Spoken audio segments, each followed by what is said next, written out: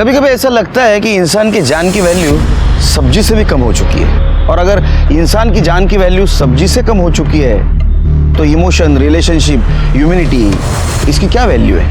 नमस्कार, मैं senior inspector Sunil Kelkar आप सबका स्वागत करता हूं क्राइम पेट्रोल दस्तक के इस भाग में। जनवरी 2018 में मेरी पोस्टिंग पूना के खड़की पुलिस स्टेशन में थी। उस वक्त मेरे पास एक केस आया था। वैसे तो मैंने आज तक बहुत सारे मर्डर केसेस हैंडल किए, लेकिन ये जो केस था ये थोड़ा कॉम्प्लिकेटेड था। इस केस में सारे सस्पेक्ट सेफ गेम खेल रहे थे। पहले से बचने के सारे रास्ते तय हो चुके थे और जब हमने एक एक रास्ता टटोला, एक के बाद एक परत खुलती गई।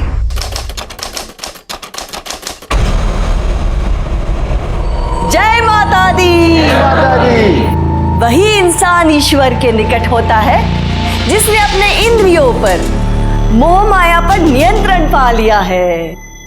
जय माता दी। इच्छापूर्णी माते की, इच्छापूर्णी माते की, इच्छापूर्णी माते की।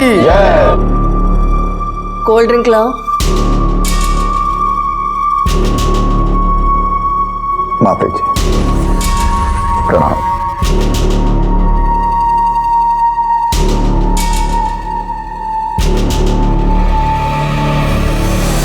$25 लाख है माता।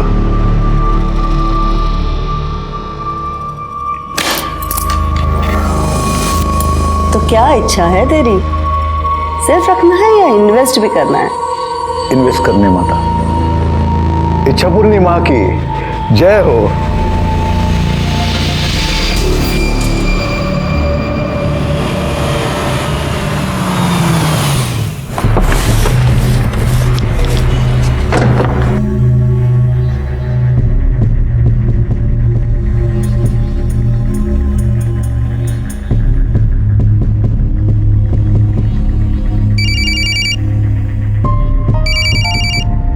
अरे किधर है रे तू? मेरे एड फिल्म का शूट पूरा होने के बाद मॉडल भेजने वाला है क्या? अभी तक एक भी एक्टर नहीं है लुक टेस्ट के लिए। I am sorry sir, I am really sorry sir. मैंने उसी के लिए फोन किया आपको। सर मैं एक ना मॉडल भेज रहा हूँ, आप सर उसका काम देखना सर। कमाल का काम किया, बहुत अच्छी मॉडल है सर, आप देखना उसे एक बार। वो पुराना माल मेरे को चिपका रहा है क्या? तेरे को बोला था ना मेरे को फ्रेश फेस चाहिए। सर फ्रेश फेस तो मिल जाएगा, परफॉर्मेंस का क्या? ठीक है चल भेज। या कम ऑन। हाँ नहीं अभी मॉडल्स शॉर्टलिस्ट नहीं हुई है, लेकिन आप ये वो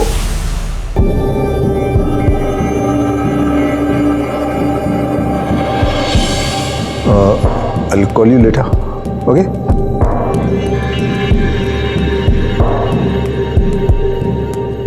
Hi, I'm Renal. Nilesh. How are you?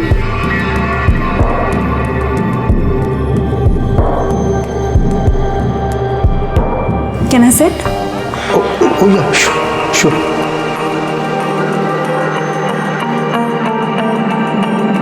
अरे वो राजेश ने बताया नहीं कि वो इतनी टैलेंटेड मॉडल को भेज रहा है। Thank you. If you don't mind, I want to see your figure because we are shooting for lingerie's ad. Yeah, sure. Why not?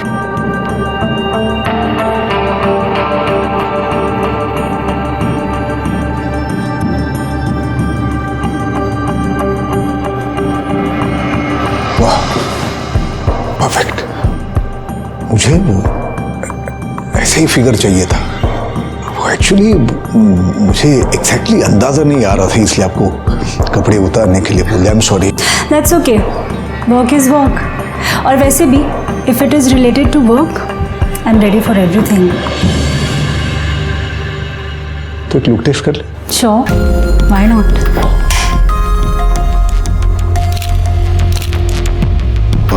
अब खड़ी हो जाओ।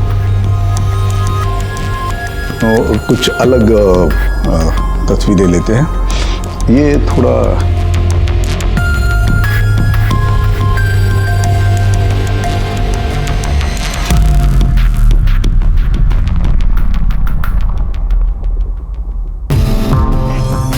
ये लो।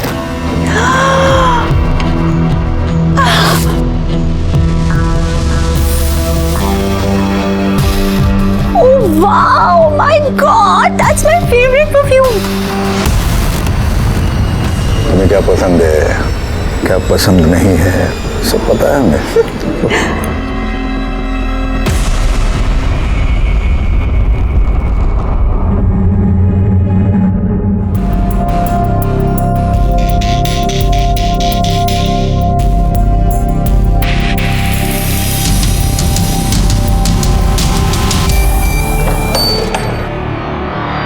आओ।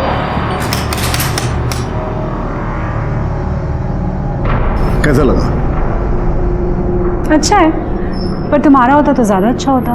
कम ऑन यार, अरे तू दोस्त का हो या मेरा हो क्या फर्क पड़ता है, हमें थोड़ी बसना है यहाँ पे, थोड़ी देर मजे करेंगे और निकल जाएंगे यहाँ से।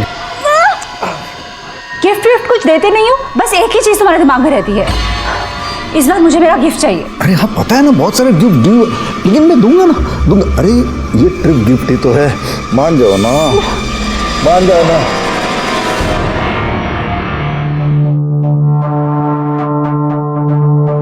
साला बहुत हो गया इस बड़ों का, फ्री में मजे चाहिए इसे, बस कुछ करो इसका।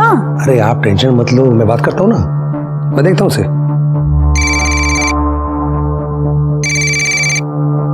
हेलो। अरे ये मृणाल किधर है? सुबह से 50 फोन कर चुका हूँ मैं, एक का भी रिप्लाई नहीं है। अरे भाऊ, वो असल में क्या है कि वो मृणाल जो है ना 3 हफ्ते के लिए अब्रॉड गई है शूटिंग पे, और आप मेरे ख्याल से बिजी हो गई, तभी आपका फोन उठा नहीं पा रही। क्या अब्रॉड गई वो 3 वीक के लिए? हाँ। अरे मुझे तो कुछ भी नहीं बोला।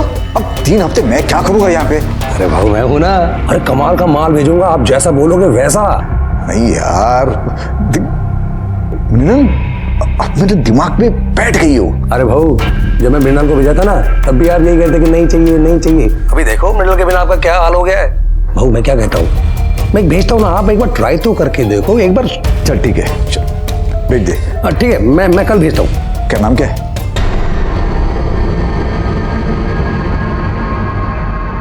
महक।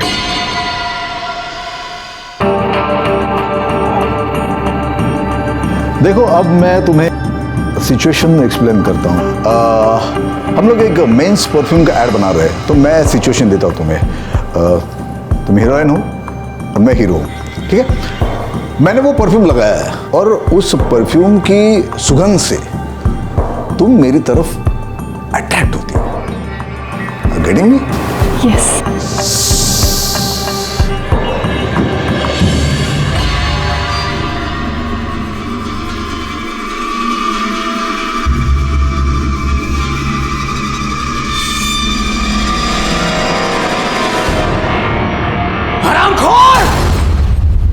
आज मैं तुझे नहीं छोड़ूंगा। हमें बर्बाद करके लोगों के करियर बनाया है तू। आज मैं तुझे नहीं छोड़ूंगा, तुझे बचाने कोई नहीं आया। इस उम्र में ये सब करते हुए शर्म नहीं आती? शर्म नहीं आती? चिल्ला चिल्ला चिल्ला और चिल्ला।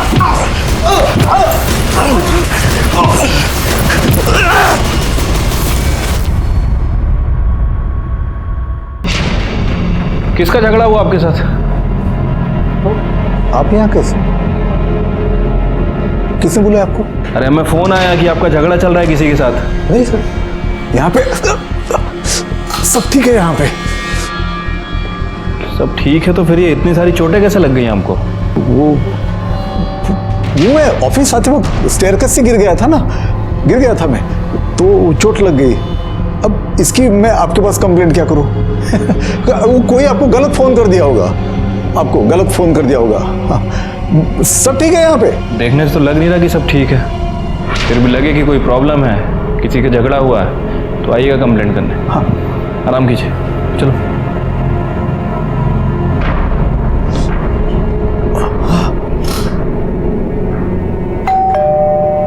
आ रहा हूँ। मैडम का है बेडरूम में। बहुत उड़ रहा है ये।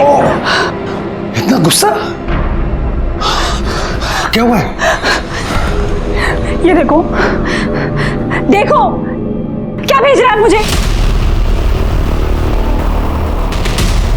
मुझे तो पता भी नहीं चला उसने ये कब रिकॉर्ड किया है, नहीं तो मैं तब के तभी सब कुछ बराबर कर देती। अब क्या करूं मैं? एक तो बुढ़ा वीडियो भेज रहा है और साथ में मैसेज भी भेज रहा है कि मेरे लिए कुछ करो, नहीं तो मैं कुछ करूंगा। क्या करेगा वो? कुछ करो इसका, अभी के अभी कुछ करो, नहीं तो मैं कुछ कर दूंगी। टेंशन मत लो, मैं बात करूंगा ना। कुछ करोगे तुम? हाँ टेंशन मत लो, टेंशन मत लो। मैं बुड्ढा धमकी दे रहा है इसकी, तो मैं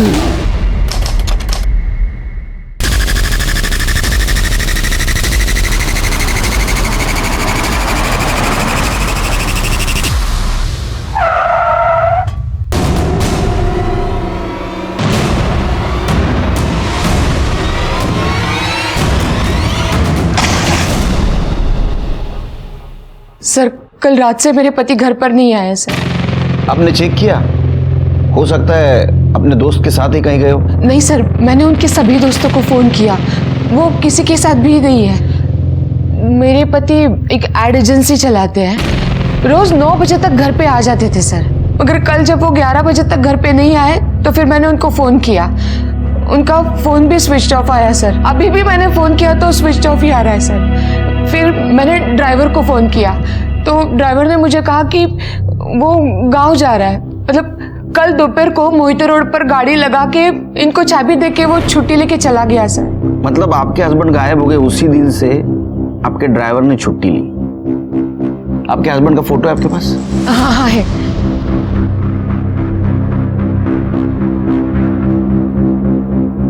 ये तो बिल्कुल क्लियर नहीं है। कोई दूसरा फोटो नहीं है?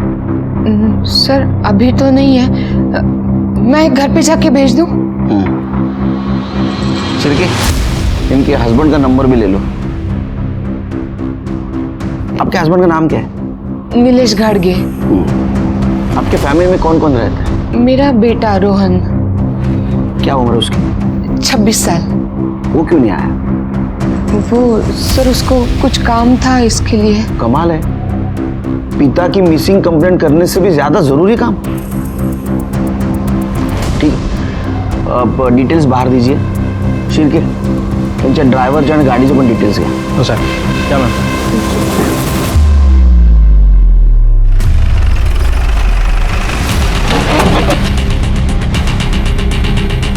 ये गाड़ी? सर गाड़ी तो यही है। एक काम करो, जरा आसपास पूछो, किसी ने गाड़ी को पार करते हुए देखा क्या? अरे भाई, ये गाड़ी किसने लगाई कुछ पता है?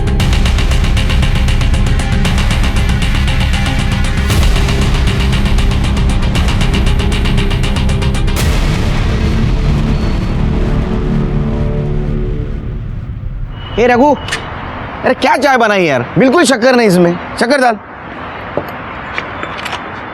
पता ना तेरे को। और एक रघु, क्या कर रहा है? बस कर। अरे दे दे दे। सर ऑलरेडी चाय इतनी मीठी सर। अरे रघु, बराबर चाय बना रहा है मेरे। सिरके, हम इतने कड़वे लोगों के बीच में रहते हैं ना, कुछ दिन के बाद हम भी वैसे बन जाएंगे, इसलिए मीठे की बहुत ज़रूरत है। सर ये कोई रीज़न नहीं हुआ मीठा पीने का। अच्छा, ये नीलेश मिसिंग केस का क्या हुआ? सर वो गाड़ी थी, वो वहीं पे कई दिनों से पार्क थी, लेकिन किसने पार्क की किसी को कुछ पता नहीं चला, और आसपास कोई सीसीटीवी कैमरा भी नहीं था, इसलिए अभी तक हमें भी कुछ पता नहीं चला। वैसे मैंने रत्ना से स्पेयर की लेके उस गाड़ी को फॉरेंसिक के लिए भेज दिया है। ये पब्लिक भी ना सब पुलिस पे डाल देती है। अब इतने दिनों से वहाँ गाड़ी पड़ी है, किसी को कुछ नहीं। कल एक्सीडेंट हो जाएगा, फिर पब्लिक हमारे पास आ जाएगी। नीलेश के ड्राइवर का क्या हुआ? सर वो गांव गया हुआ था, मैंने फ़ोन कर दिया, वापस आ रहा है। चिरके, ये रत्ना है ना, उसका फ़ोन मॉनिटर करो। अगर किडनैपिंग केस है तो उसको रैंसम कॉल जरूर आएगा। ठीक है सर, एक मिनट। रत्ना ने नीलेश घाड़गे की फ़ोटो भेजी है। सर ये तो वही नीलेश है जिसके साथ ऑफिस में किसी ने मारपीट की थी, और ये उसके खिलाफ कंप्लेंट भी नहीं करना चाहता था। वो मैं ऑफिस आते वक्त स्टेयरकेस से गिर गया था ना, अब इसकी मैं आपके पास कंप्लेंट क्या करूं? मुझे इस केस में झगड़े का और बदले का एंगल ज़्यादा लग रहा है। चलो पता करते हैं, ऐसी क्या वजह थी कि नीलेश ने मार खाने के बाद भी जिसने उसे मारा उसके खिलाफ पुलिस में कंप्लेंट नहीं की।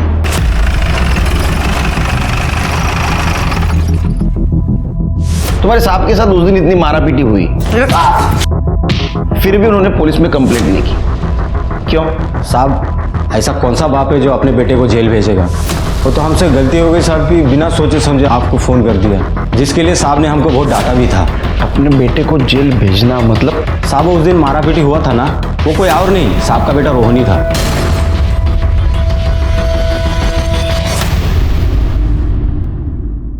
हाँ सर, मारपीट तो की थी क्योंकि बाबा ने हमें कहीं का नहीं छोड़ा था। जीना मुश्किल कर दिया था हमारा। किस सेंस में जीना हराम कर रखा था? सर मेरे बाबा ठीक से घर का खर्चा भी नहीं देते। जब देखो तब कहते हैं कि जेब खाली है, घटिया से घटिया एड फिल्म बनाते हैं और सारा पैसा उन लड़कियों पर उड़ाते हैं। मेरी आई को भी बहुत परेशान किया है सर उन्होंने, बहुत रुलाया है उसको। सर मैंने आज तक बर्दाश्त किया, लेकिन अब बात बर्दाश्त के ऊपर चली गई है। सर मैंने खुद अपनी आंखों से उन्हें देखा है, लड़कियों के साथ घूमते हुए, उनको गिफ्ट बांटते हुए। और फिर मुझे लगा कि अब तो उन्हें सबक सिखाना ही चाहिए। इसलिए तूने उनको सबक सिखाया तो सुधर गए सबक सिखाने के बाद? नहीं, फिर तूने सोचा इनको आखिरी सबक सिखा देते, उनको गायब किया। अब ये बता, वो जिंदा है या मार दिया? मार दिया? ये क्या कह रहे हैं सर आप? वो मेरे बाबा हैं, मैं भला उनको क्यों गायब करूंगा? और सर मैं उनको क्यों मारूंगा? तेरे सफेद झूठ बोल रहा है। मैंने खुद देखा है किस तरह से नीलेश जी को तूने घाव दिए। यहाँ पे सब ठीक है? यहाँ पे एक बात बता, तू सगा बेटा है या सौतेला? सौतेला होता ना सर तो शायद मार भी दिया होता। सगा हूं इसीलिए शायद सिर्फ मारपीट करके ही सॉल्व करने की कोशिश कर रहा था सब कुछ, बस। तो 3 जनवरी को कहाँ था? सर मैं अपने दोस्तों के साथ था। चिर के इसको अंदर करो। देखो सच बोल रहा है झूठ। चल सर मैं सच बोल रहा हूँ, मेरा यकीन कीजिए सर। सर प्लीज मेरा यकीन कीजिए। मैं सर, नीलेश गाड़गी की सीडीआर रिपोर्ट।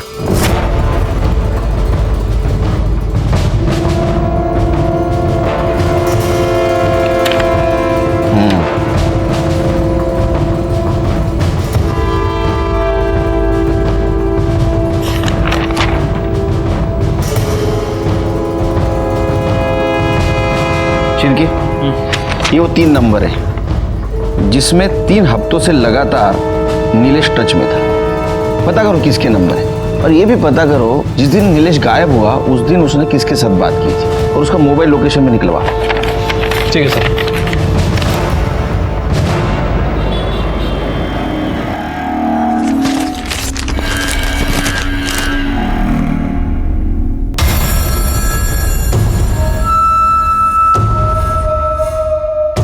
राजेश, राजेश, क्या हुआ? जल्दी आओ, ये देखो, ये पढ़ो इसे।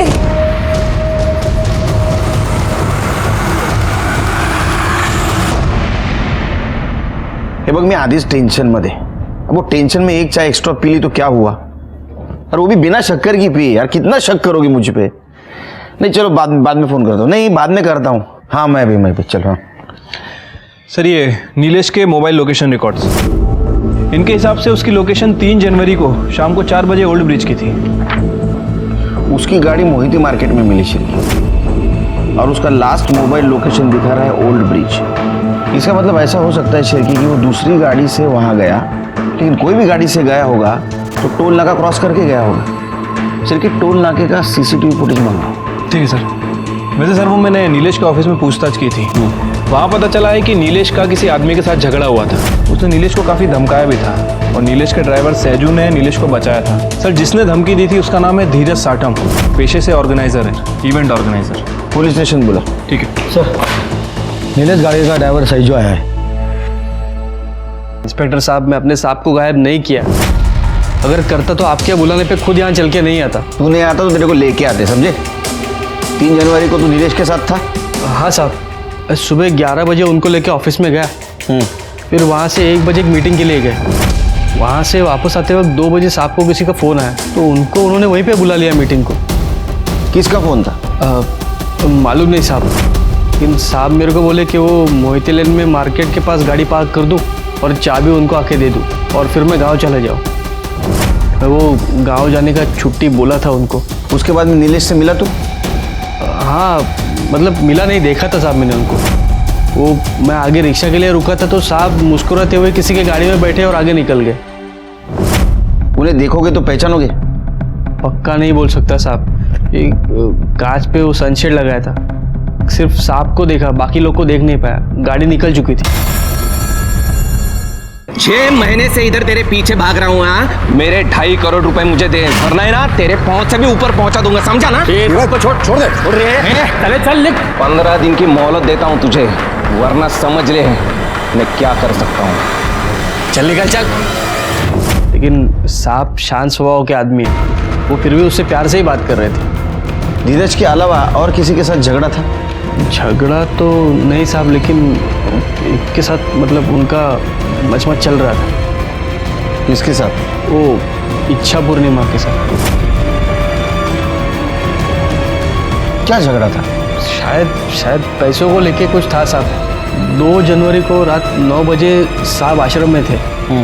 मैं बाहर उनका इंतजार कर रहा था, इतने में अंदर से झगड़े की आवाज आई। देख, मेरे सारे पैसे मुझे वापस चाहिए, और अगर मेरे साथ शांति करने की कोशिश की ना तो सारी दुनिया को बता दूंगा कैसी इच्छा पूर्णिमा है तू, और तेरे सारे काले धंधे में सारे लोगों के साथ। अपने औकात में रह, समझा? पता है ना किसके साथ बात कर रहा है तू? मेरी पहुंच ऊपर तक है, सिर्फ 2 मिनट लगेंगे तुझे खत्म करने के लिए। सुन, इसे यहां से बाहर फेंक दे, और दोबारा आश्रम के आसपास भी दिखा ना तो हाथ पैर तोड़ देना इसके। ले जाओ इसे। ये ठीक नहीं किया तूने, मैं देख लूंगा, मैं सबको देख लूंगा। ठीक है, तुम जा सकते हो, जब तक केस चल रहा है शहर से बाहर नहीं जाने का। हाँ साहब। शिरके, ये नीलेश की गाड़ी हमें मोहिते मार्केट में मिली। उसके मोबाइल का लास्ट लोकेशन ओल्ड ब्रिज था, और ये सेजू के कहने के मुताबिक व्हाइट कलर की है साहब। एक काम करो, मोहिते मार्केट से लेके ओल्ड ब्रिज तक का सारा सीसीटीवी फुटेज निकालो, देखो उसमें गाड़ी मिलती है क्या। ठीक है सर। उससे पहले मेरी एक इच्छा हो रही है, इच्छा पूर्णिमा से मिलने की।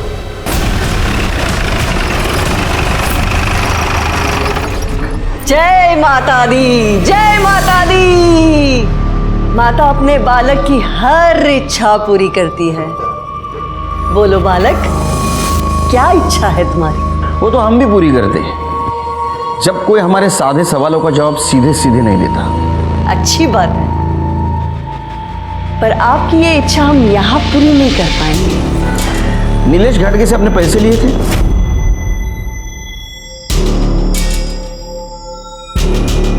पैसे नहीं, दान दिए थे उसने इस आश्रम के लिए। दान दिया था तो फिर वापस क्यों मांग रहा था? ये हम नहीं जानते, लेकिन एक बात हम जानते हैं, जब उसने हमसे अभद्र भाषा में बात की थी तब हमने उसे उठवाकर बाहर फेंकवा दिया था। तो फिर 3 जनवरी को जब वो गायब हुआ, आपने फोन क्यों किया उसको? हम तो माँ है ना सबके, और माँ अपने बच्चों से ज्यादा रूठ कर नहीं रह सकती।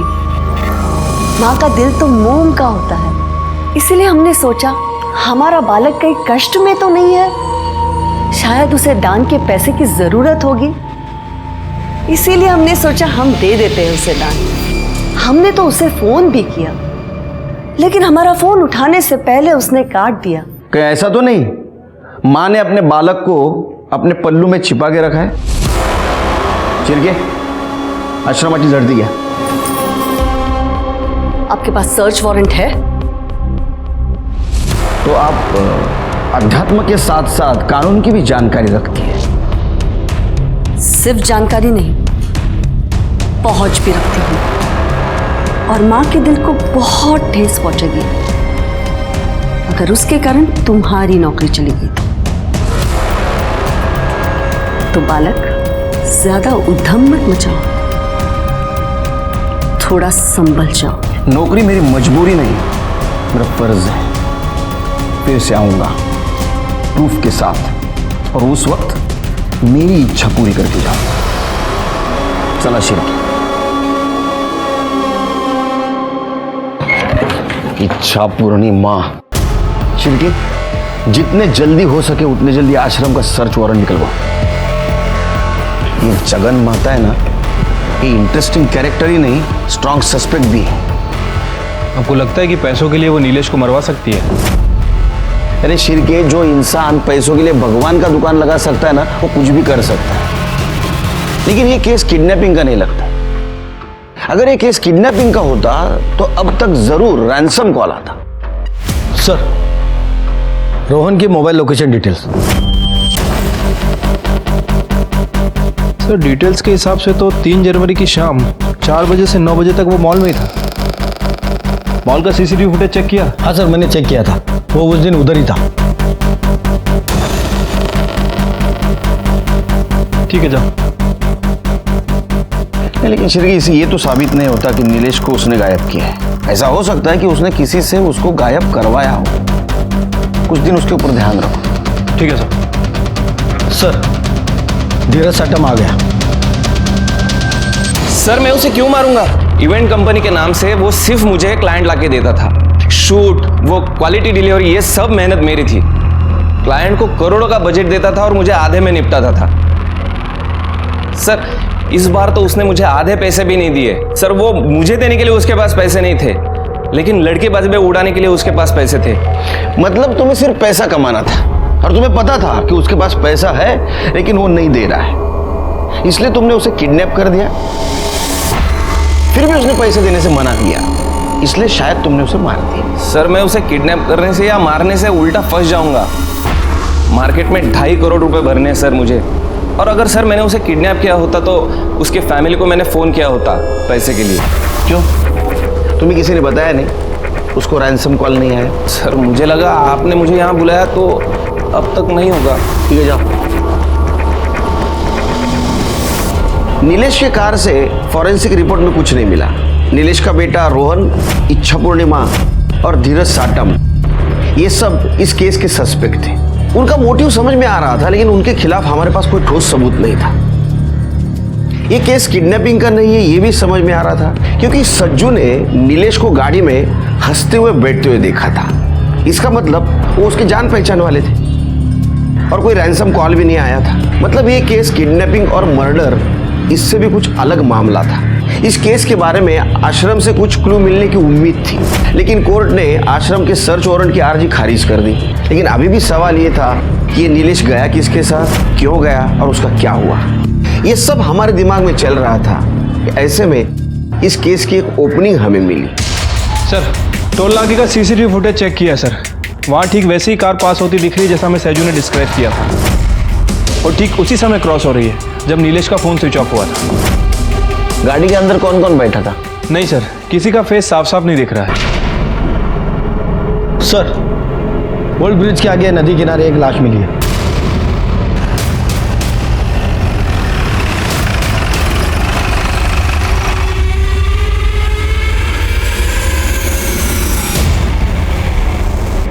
बॉडी कई दिनों से पानी में थी सर, इसीलिए पूरी तरह से डिकम्पोज्ड हो चुकी है और मछलियों ने काफ़ी ज़्यादा हिस्सा खा भी लिया है। यहाँ के लोकल मछुआरों ने हमें फ़ोन किया और उन्होंने बाहर निकाला था। हमारी पैरामेडिक्स टीम के मुताबिक जिस टाइप का ये बॉडी है उस हिसाब से ये नीलेश की बॉडी हो सकती है। अच्छा, तो एक काम करो, उसके फैमिली को बुलाओ आइडेंटिफिकेशन के लिए और बॉडी को पोस्टमार्टम के लिए भेज दो। ठीक है सर।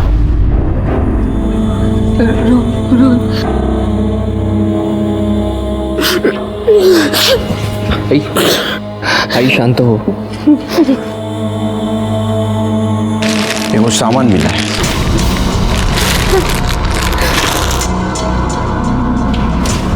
सर ये तो वही बेल्ट है जो मैंने बाबा को उनके जन्मदिन पर गिफ्ट किया।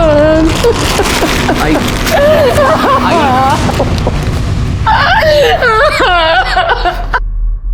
शिरके, ये बेल्ट और चेन की पहचान से ये नहीं साबित होता कि ये बॉडी नीलेश की है। ये बॉडी का और रोहन का डीएनए मैच करा। ठीक है सर। सर नीलेश के कॉल रिकॉर्ड में जो 3 नंबर मिले थे उनमें से 1 नंबर धीरज का है, बाकी के 2 नंबर किसी राजेश पाटिल और रति शिंदे के नाम रजिस्टर्ड है। इन दोनों के साथ नीलेश लगातार टच में था, लेकिन रति शिंदे के साथ पिछले 1 महीने से उसका कम्युनिकेशन बंद है और राजेश पाटिल के साथ 3 जनवरी को उसने आखिरी बार बात की थी। दोनों को पुलिस स्टेशन बुला। सर मैंने दोनों का फ़ोन ट्राई किया, लेकिन दोनों का ही फ़ोन बंद है 3 जनवरी के बाद। कितने तारीख से? 3 तारीख से। 3 जनवरी? Yes sir. मतलब जिस दिन नीलेश गायब हुआ? हाँ सर। एक और इंटरेस्टिंग बात, नीलेश का फ़ोन बंद होने से पहले उसके फ़ोन पर किसी यास्मीन का कॉल आया था। ये यास्मीन यही नया नगर में ब्यूटी पार्लर चलाती है। और ये राजेश पाटिल और रति? सर ये राजेश सतारा का रहने वाला है और रति संगमवाड़ी में रहती है। तुम एक काम करो शिरके, तुम यास्मीन के पार्लर जाओ, मैं रति से जाके मिलता हूँ। तुम्हारी रति मैडम है क्या घर में? रति मैडम? जी आप मृणाल मैडम की बात कर रहे हैं? मृणाल? जी रति मैडम ही मृणाल मैडम है। उन्होंने वो मॉडलिंग के चक्कर में अपना नाम मृणाल कर दिया है कि घर में? जी अभी तो वो घर में नहीं है, 5 दिन पहले ही निकल चुके हैं यहाँ से। बोल के गई थी कि किसी शूटिंग पे जा रही हूँ। अकेली गई है? नहीं साहब, वो राजेश पाटिल साहब भी थे ना साथ में। राजेश पाटिल? वो भी मॉडलिंग करते? नहीं साहब, वो तो पिछले कुछ दिनों से यही रहते मैडम के साथ। रिलेटिव है? नहीं साहब, दरअसल बात यह है कि वो कुछ अलग टाइप के फ्रेंड है। राजेश साहब का अपना भी काम धाम चलता है, वो नेता वेता लोग के साथ भी, और मैडम का पूरा काम वही देखते हैं।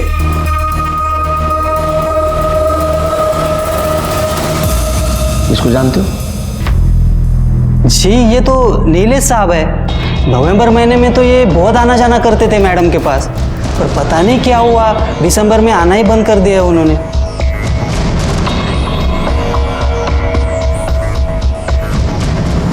तुम्हारा नंबर दे दो इनको। मेरा नंबर?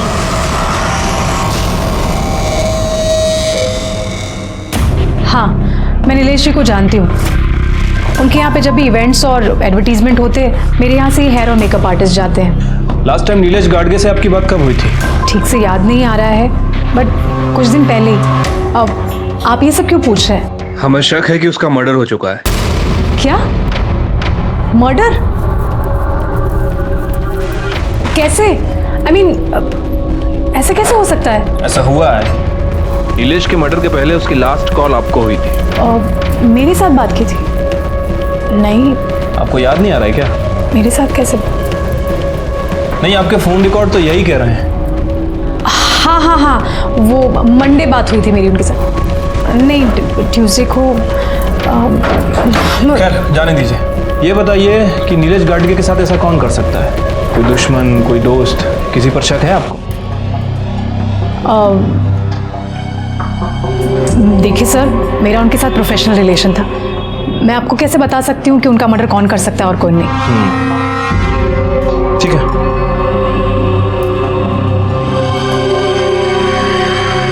अच्छा, यास्मीन ने कुछ बताया? हाँ सर, ये यास्मीन कह रही है कि इसके साथ नीलेश का प्रोफेशनल रिलेशन था। वैसे काफ़ी ओवर एक्टिंग कर रही है सर ये।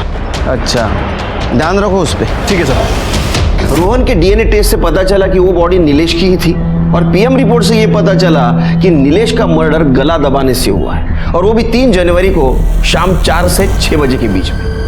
यानी ऐसा हो सकता है कि उसको ओल्ड ब्रिज पे मारा गया, बाद में पानी में फेंका और बॉडी बहते बहते दूर चली गई। लेकिन सवाल ये अभी भी था कि क्यों और किस लिए। ऐसे में हमें और एक इन्फॉर्मेशन मिली कि राजेश के क्रेडिट कार्ड से गोवा के लिए 2 फ्लाइट की टिकट बुक की गई है, राजेश पाटिल और रति शिंदे के नाम से। हमने तुरंत गोवा पुलिस को इन्फॉर्म कर दिया और उन्हें कहा कि जैसे ये दिखाई दे हमें इन्फॉर्म कर दे। अरे यार, मुझे किसी को अर्जेंट कॉल करना है। इतने दिनों से यहाँ गोवा में ही पड़े हुए। दो, मुझे ऑन करने दो। मैडम, आपका ये अर्जेंट कॉल हमें फंसा देगा। मैं आपके हाथ जोड़ता हूँ, 2-4 दिन शांत रहिए। मैडम, आपके लिए मैं कितना कुछ कर रहा हूँ और आप ब्लडी हेल। सर, ये राजेश पाटिल का कॉल रिकॉर्ड से इनके हिसाब से उसने आखिरी बार बात किसी चंदू मोरे से की थी।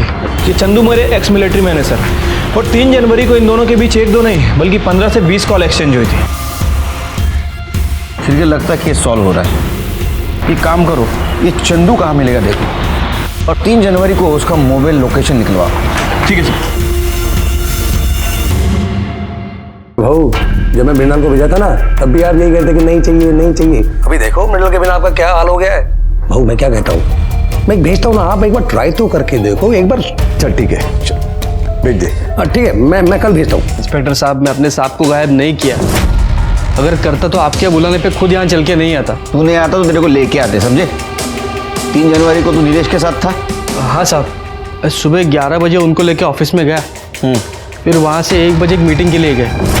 वहाँ से वापस आते वक्त 2 बजे साहब को किसी का फ़ोन आया, तो उनको उन्होंने वहीं पे बुला लिया मीटिंग को। नीलेश घाटगे से अपने पैसे लिए थे? पैसे नहीं, दान दिए थे उसने इस आश्रम के लिए। दान दिया था तो फिर वापस क्यों मांग रहा था? ये हम नहीं जानते, लेकिन एक बात हम जानते हैं, जब उसने हमसे अभद्र भाषा में बात की थी, तब हमने उसे उठवाकर बाहर फेंकवा दिया था। तुम्हारी रति मैडम है क्या घर में? रति मैडम? जी आप मृणाल मैडम की बात कर रहे हैं? मृणाल? जी रति मैडम ही मृणाल मैडम है। उन्होंने वो मॉडलिंग के चक्कर में अपना नाम मृणाल कर दिया है।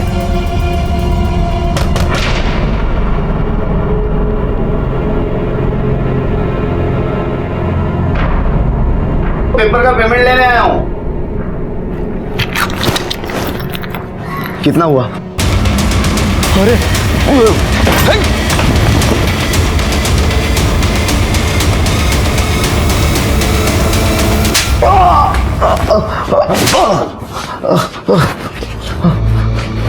अरे चंदू, कैसा है तू?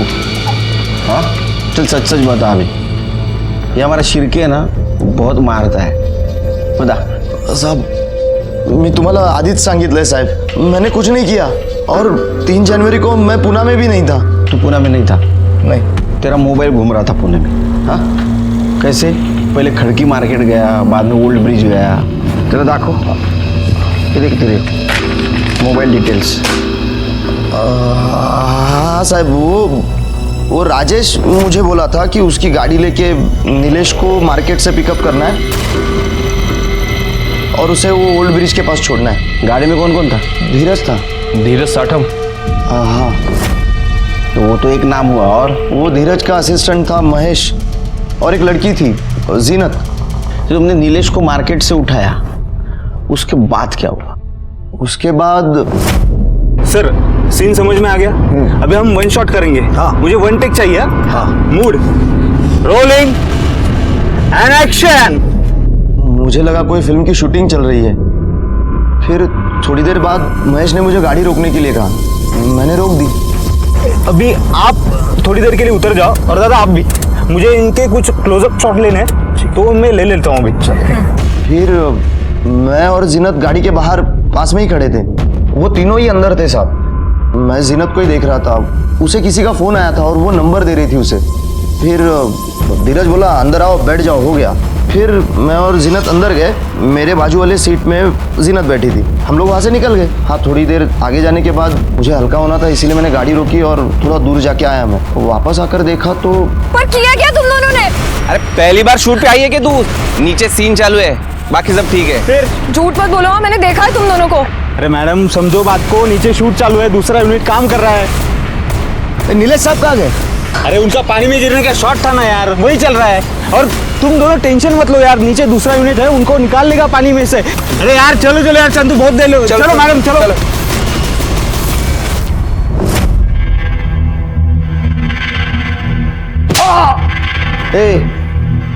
वो धीरज की और नीलेश की दुश्मनी थी। अगर धीरज गाड़ी में रहता तो नीलेश कैसा बैठता? हाँ साहब मैंने इतना दिमाग नहीं लगाया। अब मुझे राजेश ने जितना बोला उतना मैंने किया। उसने जिसको जहाँ छोड़ने बोला था वहाँ छोड़ा मैंने।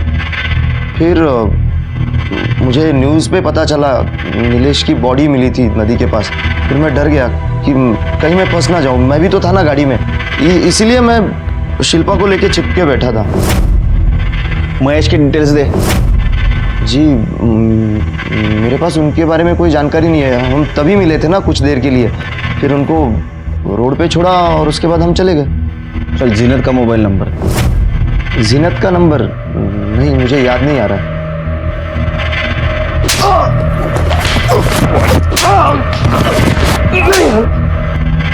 आया क्या कुछ याद?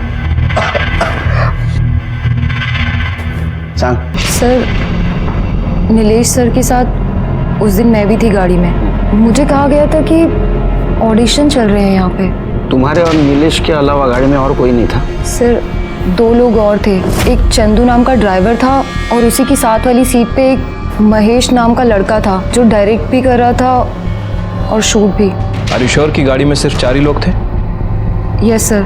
सर एक्चुअली एक आदमी और आया था जब गाड़ी ओल्ड ब्रिज के पास रुकी थी। मुझे कहा था कि सर का क्लोजअप लेना है, इसलिए तुम्हें गाड़ी से उतरना पड़ेगा। और फिर मैं गाड़ी से बाहर आ गई।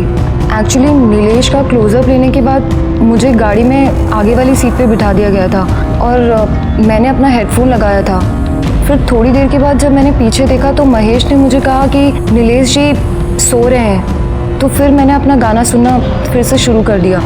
और थोड़ी देर के बाद गाड़ी फिर से रुकी।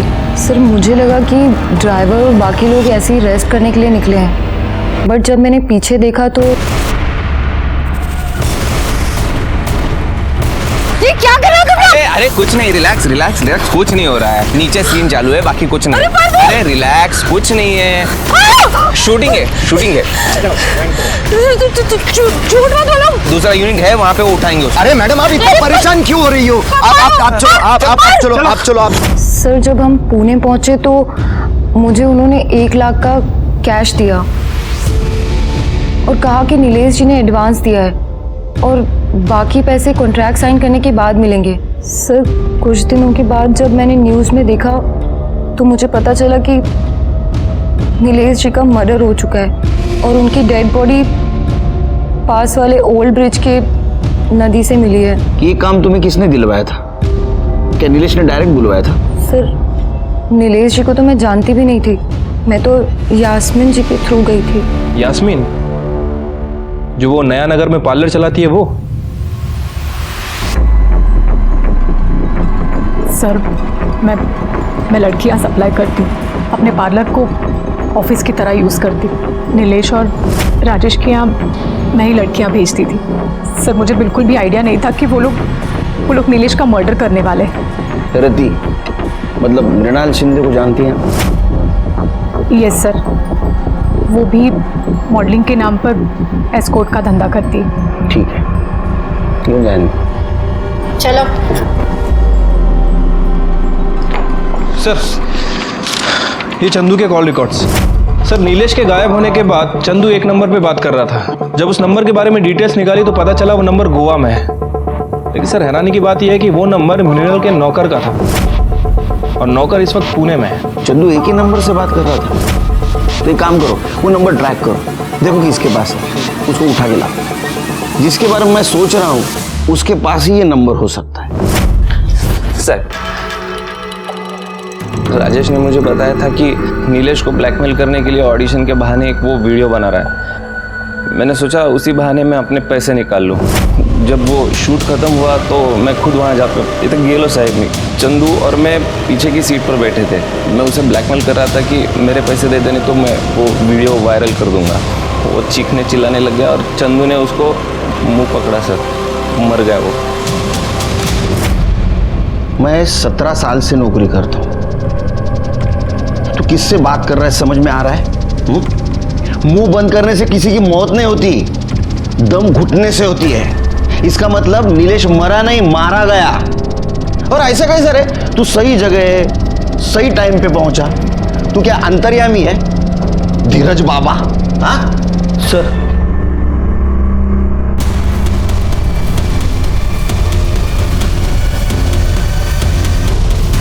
इतनी जल्दी क्या राजेश जी? सर मैंने नहीं मारा सर, मैंने नीलेश को नहीं मारा सर।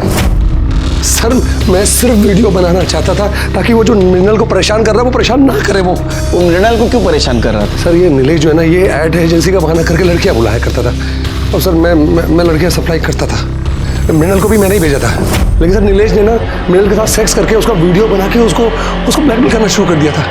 प्रूव करना? तो सिर्फ मेरे साथ है और मेरे साथ ही रहेगी। और अगर तू प्रूव नहीं कर पाई ना तो मैं प्रूव कर दूंगा कि तू असल में है क्या। और सर मैं उसका वीडियो बना के मैं उसको परेशान करना चाहता था ताकि वो मृणाल को परेशान करना बंद कर दे। सर बस सर इतना ही है। तू पक्का सोशल वर्क नहीं कर रहा था, क्योंकि तू भी मृणाल के लिए लाइन में खड़ा था और इतना डेस्परेट हो गया कि तूने नीलेश को मरवा दिया। नहीं सर, मैंने किसी को नहीं मरवाया सर। तू एक बात बता, तेरे गाड़ी में मर्डर हुआ फिर भी तेरे को पता नहीं और तूने कुछ किया नहीं, तो भागा क्यों? सर मैं कहीं नहीं भागी और ना ही मैंने कुछ किया है। ये राजेश क्या कर रहा है, कहाँ है, मुझे कुछ नहीं मालूम। बहुत इनोसेंट है। राजेश ने कहा चलो कहीं जाके छिप जाते, अब चली गई। हाँ सर, मुझे कुछ नहीं मालूम। लेकिन फिर भी आपको यहाँ रहना पड़ेगा। इस केस में एक नहीं वो सारे एंगल छिपे थे। जलन, जेलसी, बदला, धोखा, लालच। नीलेश के अय्याश बिहेवियर ने उसको गुनाह की दस्तक जरूर दी थी। उसने उसे सुना लेकिन उसे बढ़ावा दिया और इसका नतीजा ये हुआ कि उसको अपनी जान देनी पड़ी।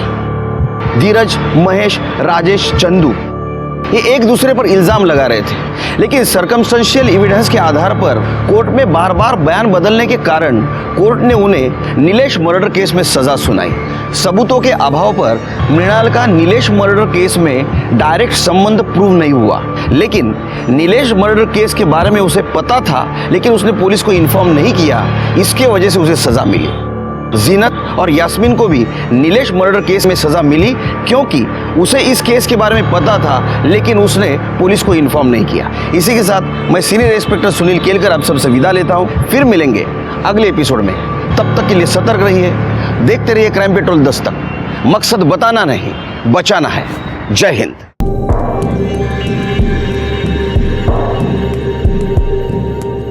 Hi, I'm Renal. Nilesh, How are you?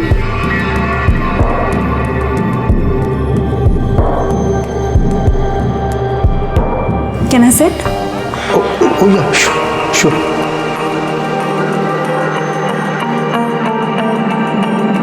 अरे वो राजेश ने बताया नहीं कि वो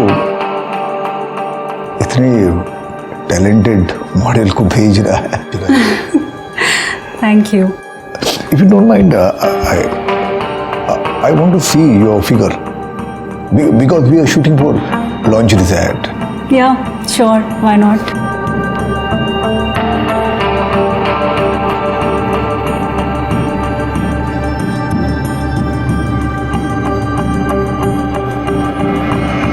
वाह, परफेक्ट। मुझे ऐसे ही फिगर चाहिए था। एक्चुअली मुझे एग्जैक्टली अंदाजा नहीं आ रहा था, इसलिए आपको कपड़े उतारने के लिए बोल दिया। I am sorry. That's okay. Work is work. और वैसे भी, if it is related to work, I'm ready for everything. तो एक लुक टेस्ट कर ले। Sure. Why not?